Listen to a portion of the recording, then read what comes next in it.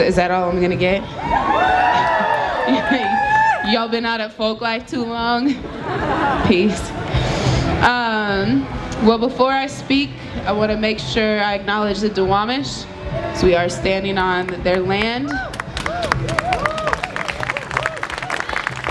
I want to acknowledge my ancestors, both known and unknown, and I want to invite you to do the same, because we can only really be present in the fullness of our humanity when we acknowledge those whose shoulders we stand upon, whose greatness we stand upon, and when we acknowledge the greatness that's going to come later, right?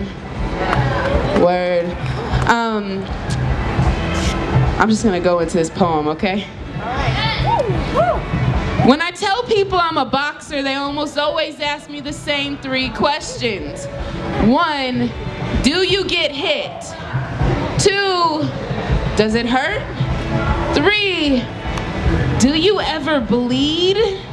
Now, it's boxing, so in my head I go, duh, but I'm polite, so I say, yes, it hurts. Yes, it's 'cause we get hit. And of course, from time to time, I bleed their faces. Most people stop with blood. Most people are afraid of blood. Most people live in fear of their own blood, so I tell them this is not the first time I've held my own blood in my hands. Watch the red droplets pool after a string of fighting words smash hard against my face. I'm learning that boxing and life are really not that much different. My coach keeps telling me, Nikkita, you got to learn to keep your eyes up. But truth is, I still haven't learned how to keep my head up, so as coach cleans me up, I stare into the carnage, settled into the folds of my flesh, the looking glass of my family tree, and I think, damn, is this all I'm made of? See, Muhammad Ali said, because yes, all boxers must quote Muhammad Ali.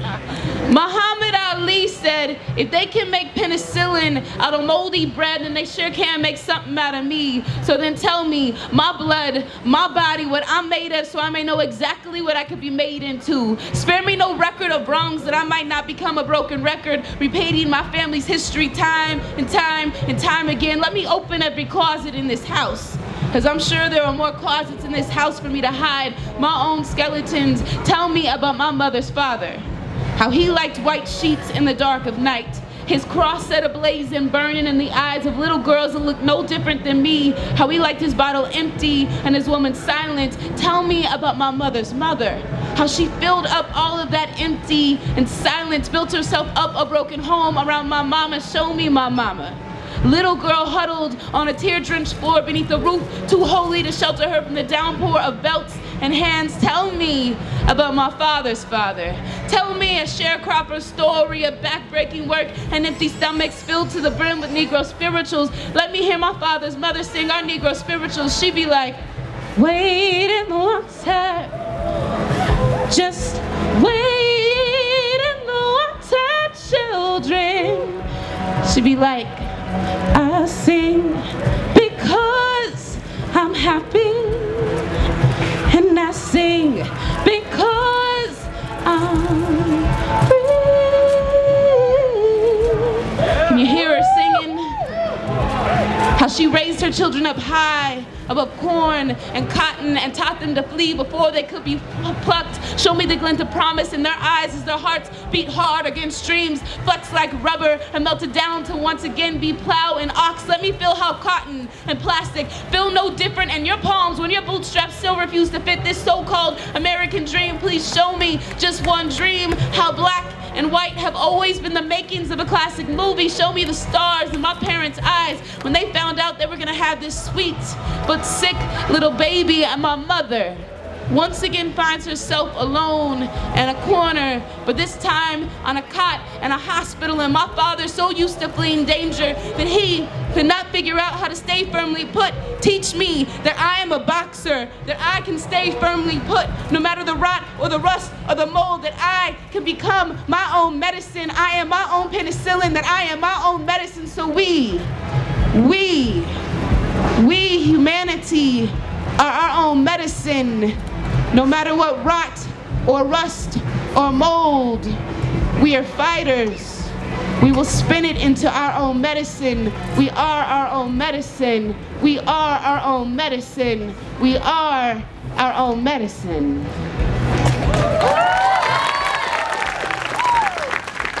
Do y'all mind if I do one more for you? Is that okay? So, my favorite part about being an artist, aside from making art, because that's what we do, is teaching and encouraging young people to make their own art. Because there's something powerful about creativity. We go to schools now that teach us that every question has a multiple choice answer. That's so not true.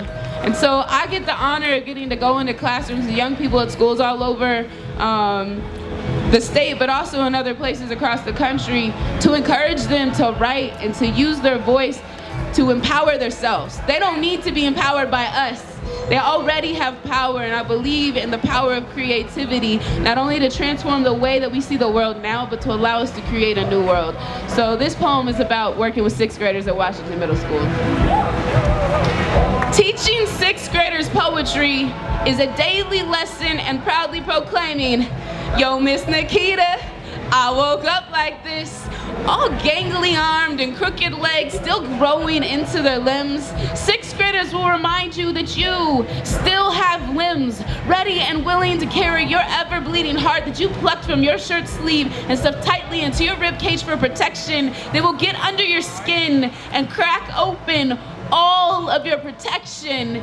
Teaching 6th graders poetry is a daily lesson in small acts of kindness and doing nice things because no one is watching, and being helpful even when you feel helpless, like Michelle, who doesn't say much but writes like her life depends on it, gives feedback to her peers like she knows that secrets can be stones around our necks, but truth-telling can be a life raft, especially when someone is listening, like Taylor, who's carrying God knows what and that ever-growing backpack of his, yet at the end of every class makes his way around my room, picking up scraps of paper and pushing in chairs, even though he doesn't have to. That's how I know our space together means something to him. Yo, I might be the teacher, but the 6th graders bring all the coolest lessons. They help me to learn how to see outside the lines, as they haven't quite yet learned how to see the box, how to ask the unthinkable and never think twice about it. 6th graders remind me how to laugh at poop. Yes, because in 6th grade, poop is still funny. It hasn't quite yet become the bullshit you can't get past. Sometimes the past isn't funny, so you can't get past it. But if you learn to be present like a 6th grader, you might just learn how to laugh at poop again. 6th graders will help you see grown people for what they really are.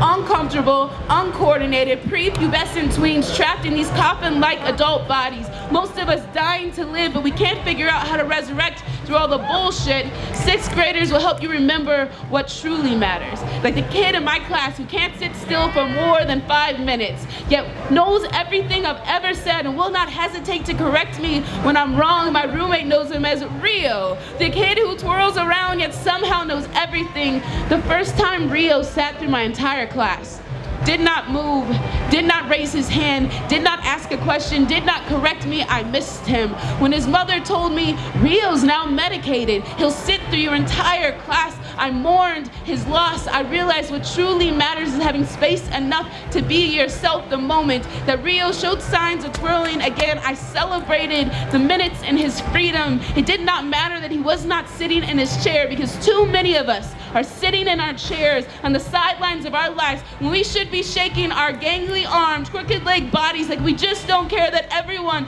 is in fact watching. 6th graders help me to see beyond all the bullshit, to realize that poop is just fertilizer to help you grow into the person you've always wanted to be. They remind me of the person I've always wanted to be, that keep me grounded in hope, believing that if we can make it through 6th grade, then hell, we can make it through anything.